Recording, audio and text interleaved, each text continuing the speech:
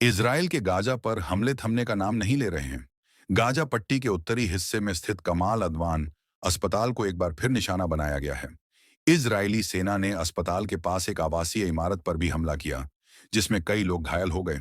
अस्पताल के निदेशक के अनुसार इन हमलों में दर्जनों लोग घायल हुए हैं। इससे पहले एक इजरायली हवाई हमले में विस्थापित लोगों को शरण देने वाले एक घर को निशाना बनाया गया, जिसमें कम से कम 8 लोग मारे गए। मध्य और दक्षिणी गाजा में कथित सुरक्षित क्षेत्रों में बने तंबुओं पर भी हमला हुआ, जिससे कई लोगों की जान चली गई। उत्तरी गाजा पिछले 2 महीने से इजरायली घेराबंदी में है। इस दौरान सैकड़ों हजारों फिलिस्तीनी लगातार बमबारी का शिकार हो रहे हैं। अंतर्राष्ट्रीय संगठनों ने इजराइल से घेराबंदी समाप्त करने और इस क्षेत्र में मानवीय सहायता की आपूर्ति करने की अपील की है।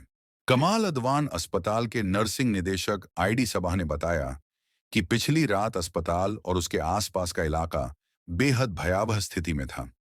इजरायली बुलडोजर और वाहन अस्पताल की ओर बढ़े और आसपास की इमारतों को निशाना बनाया। उन्होंने बताया कि अस्पताल के उत्तर और पश्चिम की ओर कई घरों को भी निशाना बनाया गया। अलबत्त परिवार के 15 लोग अस्पताल पहुंचे, जिनमें से 6 की मौत हो चुकी थी। अस्पताल के आईसीयू पर सीधे हमले हुए, जहां मरीज और घायल लोग भर्ती थे। आईसीयू का पूरा विभाग आग की चपेट में आ गया। अस्पताल काले धुएं और धूल से भर गया, जिससे कुछ भी दिखाई नहीं दे रहा था। ऑक्सीजन टैंक भी नष्ट हो गए हैं, जिससे ऑक्सीजन की आपूर्ति ठप हो गई है। स्थिति बेहद गंभीर और खतरे से भरी है। आईडी सबाह ने बताया कि आईसीयू में उस समय 4 मरीज वेंटिलेटर पर थे। कुल मिलाकर अस्पताल के विभिन्न विभागों में 74 घायल और मरीज थे। यह उत्तरी गाजा का आखिरी काम कर रहा अस्पताल है। उन्होंने कहा कि हम घायल और मरीजों की बहुत ही प्रारंभिक तरीके से मदद कर रहे हैं, क्योंकि हमारे पास आवश्यक उपकरण और आपूर्ति नहीं है। अस्पताल में बिजली और ऑक्सीजन की कमी के कारण स्थिति गंभीर हो गई है। चिकित्सा स्टाफ और नर्सिंग कर्मी भी सुरक्षित नहीं हैं। डॉक्टर हुशाम ने एक वीडियो में सभी से मदद की अपील की है। हम सब खतरे में हैं और हमें तुरंत मदद की जरूरत है।